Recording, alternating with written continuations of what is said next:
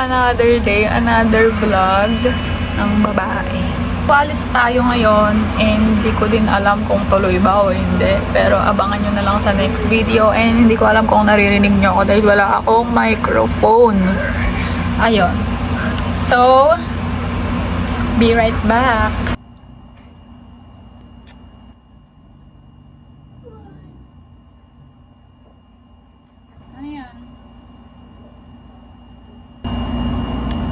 Hi, Gab. Picture. Alis, mami. Picture. Picture. Picture. So, dito pala is nag-apply lang ako ng blush on ko. This is from Chuchu Beauty and sobrang favorite ko yan. And alam nyo din yan sa TikTok na sobrang ganda talaga and long lasting niya. Sa magtatanong pala, yung shade ng blush ko dyan is Satin Twirl. So, sobrang ganda niya lalo na kung neutral undertone ka. So, itong contour palette naman na ginagamit ko is from Vichy. And sobrang ganda din niya. Like, legit. Hindi siya powdery and yung shade super natural lang niya tingnan. And boom, tapos.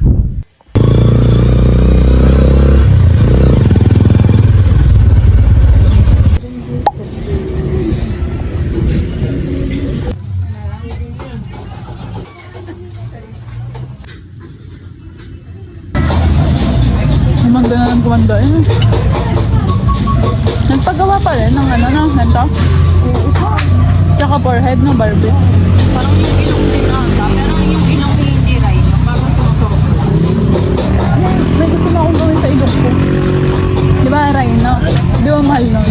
Kasi simula dito yung ano, yung dito lang ay papaangat ko pag ano. Ano nga yun? A-lartox daw ang tawag doon. Pag ano. Alat trim. Eh, di ka ganari ko eh, mataba. Pabilog. Parang yun yung gusto ko.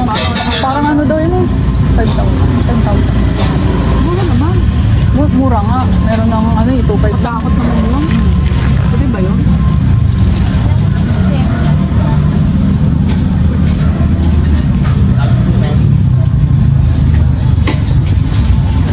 Dapat kita mukha. Ayoko. Nahihiya ako. Hala. Kiki. Kiki makeup.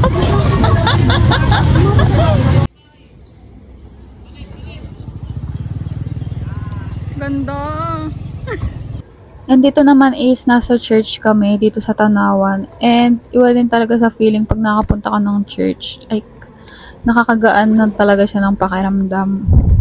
And kung tatanungin niyo kung bakit sa Tanawan ako nagala, ay isa sa rason nun ay dikit-dikit talaga yung mga ano dito, like mga kapihan, simbahan, walking distance lang siya. Kaya makikita nyo later sa video na naglalakad lang kami dyan and may nakita na kaming coffee shop.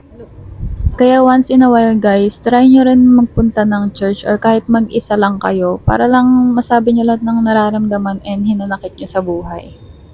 Grabe, lapit ka naman. Hindi. Pisngi.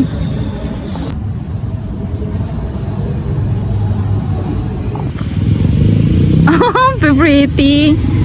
Tignan mo niya may...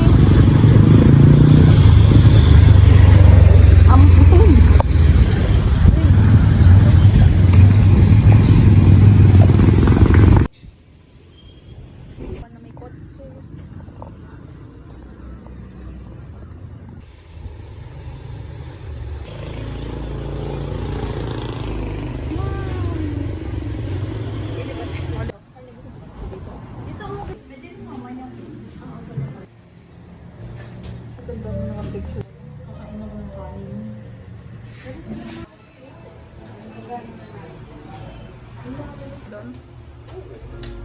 Pero yun ay... Ganda ng lighting dito. Kaya nga, Hindi kita yung mga tigyawat.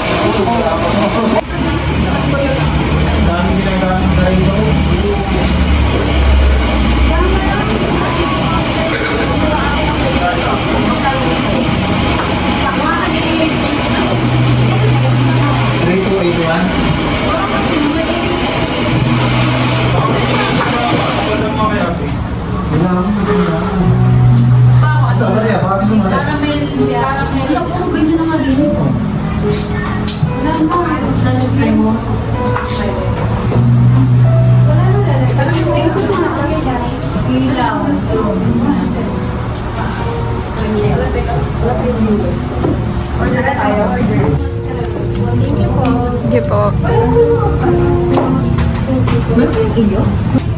Ano, 60?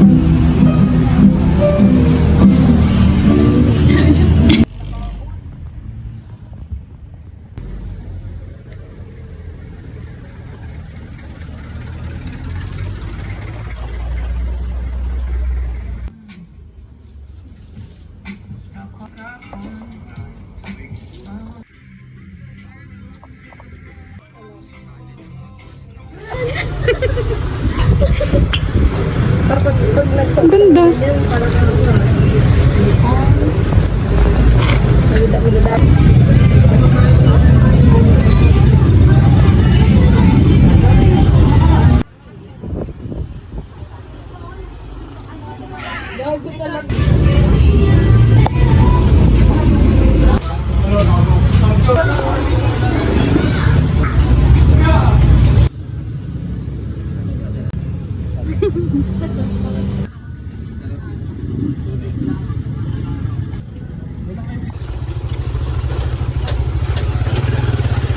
So, nakauwi na nga ako.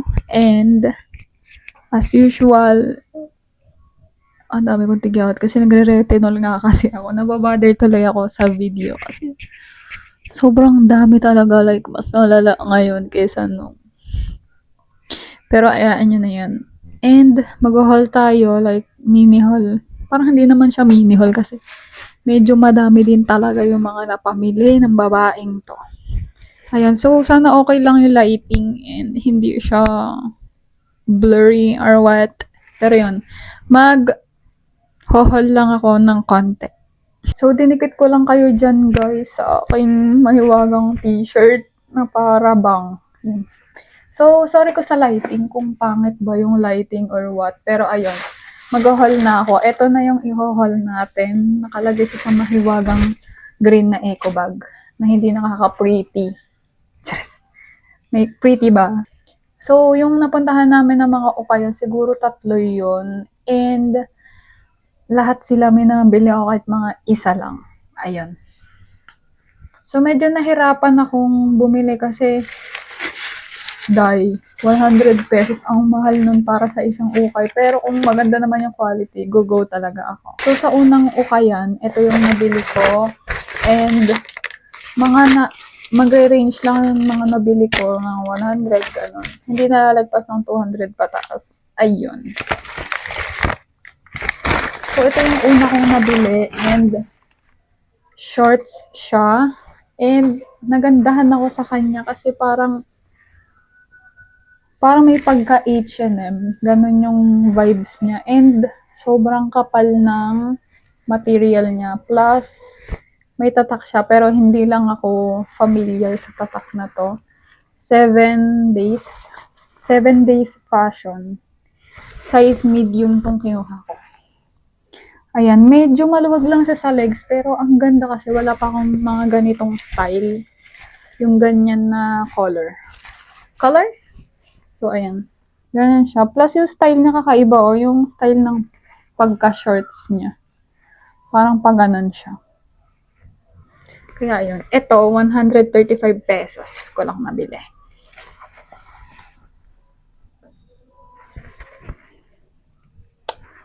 Ayun. So, sa pangalawang ukaya naman is itong long sleeve na shirt. Kasi parang okay din sa terno dun sa nabili kong shorts kanina. So, ito siya. Sinitin na natin. So, ito yung pangalawa kong nabili. Ayan. Ito siya. So, bagay siya kasi rainy season na and magbe-bare months na rin kaya feeling ko masusuot ko na to. And wala pa rin kasi akong mga ganitong style ng damit. So, ayun, binili ko na siya. And cutie naman siya. May tatak din to eh. Piano Heaven. Made in Korea. Mga 100 pesos ko to nabili. And ito naman, hindi siya ukay. Sa butik ko siya nabili. Yung parang mga tiyanggi-tiyanggi, gano'n. Ito naman, 100 pesos ko din siya nabili. Nagandahan lang ako sa kanya kasi mahilig din ako sa crop top. And lalagyan ko lang to ng trouser. Pambaba ako. So, nagandahan ako sa lace detail niya. Sobrang aesthetic. Aesthetic? Yung parang ano siya. Basta maganda sa personal yung color niya. Hindi siya white na white. Yung pagka-lace niya dito. And stretchy. Tignan niyo kung gaano ka-stretchy yan. Diba? Parang comfy siya. Kahit na masikip, comfy siya. So, ayan. Nagustuhan ko rin yan. Plus, may ribbon pa siya dyan. And may nadaanan din pala kami na yung parang nagsisell sila ng mga handmade na bracelets, ganon. And meron din ako nakita doon na ribbon. And bumili rin yung best friend ko, si Lovely kanina, ng ganito. Pero ibang design naman yung kanya. Parang mesh na may pagka-green and so, ayan. Mahilig din kasi ako sa brown and beige color. Kaya, ito na rin yung binili ko dahil ito rin daw yung maganda, sabi nila. Sobrang cute. Cutie! Bili ako ng toy para kay Gabgab. Yung Hot Wheels. Malapit din sa simbahan. Nakabili din pala ako ng kalamay. Dahil mahilig nga rin ako dun. Dapat talaga sinukmani. Kaso wala nga lang sinukmani dun. So, ayun. Kalamay na lang ang binili ko. Masarap para sa black coffee. Ayun. So, ito yung nabili ko para kay Gab. Dahil wala pa siya niyan. Para siyang jeepney. Or jeep. Ewan ko. So, ayan. Mga 180 pesos ko siya nabili. And mahal siya, be. So, ayun. Ito na. Hindi ko alam kung urig ba to. Pero feeling ko naman. So, ayun. Mahal din kasi yung range ng ano nila doon eh. May 500, 400. So, ayun. Tuwa lang ako at naalala ko si Gab. Kaya, binili ko na, B. Mag-outro na pala ako, guys. And sana na-enjoy nyo kahit paano yung vlog ko. Kahit hindi ako masyado nagsasalita sa labas. Kasi nahihiya nga lang ako. Pero mag-voice over na lang ako doon. But, ayun. Thank you for watching this video. And, sana may manood nito. Ayun. So, thank you for watching. And see you again sa next vlog ko. Bye, guys!